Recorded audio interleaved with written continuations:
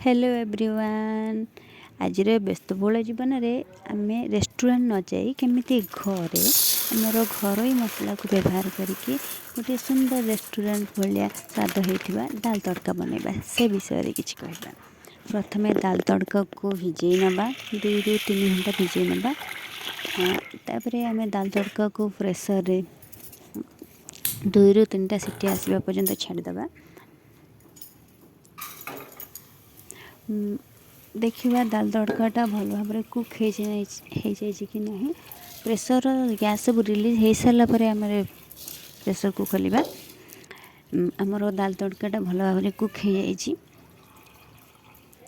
आम दाल तड़का कौन कौन इंग्रेडिएंट्स दरकार से गुड़ा सब कौन जमीक आम रहा कि घर मसला मुझे ना घर मसला रहा पियाज रसुण अदा कंचा लंका कैप्सिकम ऐड करें टमाटो भी ऐड करें।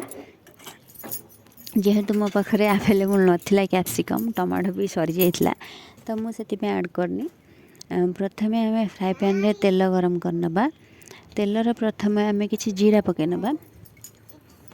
जीरा पकई सारापर से कंचा लंका 2 ରୁ 3टा कंचा लंका ऐड करवा।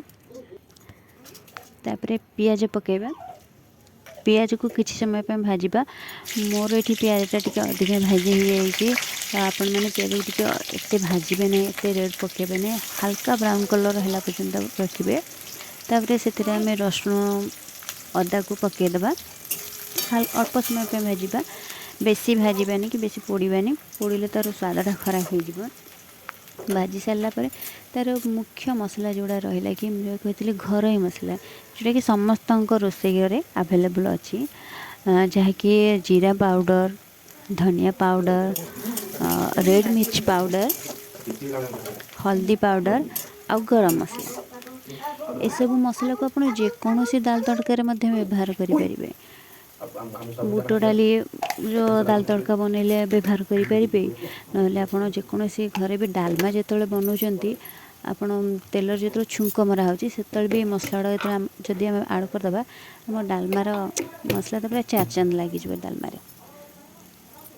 यही दाल तड़का भी पूरा रेस्टोरेंट स्वाद भरी लगे ये मसला गुड़ आड कले पकईदे। जो सीझिकी आम कुक होता भल भाव जो आम दाल तड़काटा रखी से आम ऐड करनबा। तापर आम दाल तड़का को किसी समय फुटे नबा। दाल तड़का में जो सीखी देखिए से गोटे टेस्ट मेकर पैकेट देता आ कि मेथी पत्र देता गोटे पैकेट।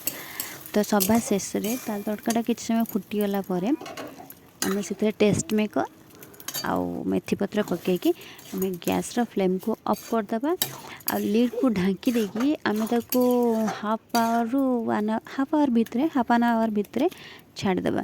छाड़देला छाड़देले आम कौन हम ना जेहेतु आमर ए सब प्रकार डाली मिसी जाई मिसी जाई गुड़िक पानी गुड़िक पूरा सोक कर दिए। तो मुझे जेहेतु पानी टी किसी देती तो सेगुड़ा सोक कर नब हाफ एन भर रखीदे हाफ एन आवर भितर तो गोटे आज इट इज आज से जमी आम रेस्टोरेंट जमी दाल तड़काटा रहे सेमती ही हो स्वाद भी तार गोटे एनहांस। आम प्रथम कौन करती ना आम सांगे सांगे फुटेले सांगे सांगे आनिकी खाई दियंती ना आपण किसी समय छाड़देवे जब समय भी नहीं 10 ରୁ 15 मिनट टिके छाड़देवे देखिए तार स्वादटा 2 गुणा हो निश्चित भाव। देखो ए रेडी हो आमर दाल तड़का पूरा रेस्टोरेंट स्वाद भली रेस्टोरेंट स्टाइल न हो पारे रेस्टोरेंट स्वाद यहाँ मोर गोटे छोट प्रयास आपण मान पाखे पहुँचापी।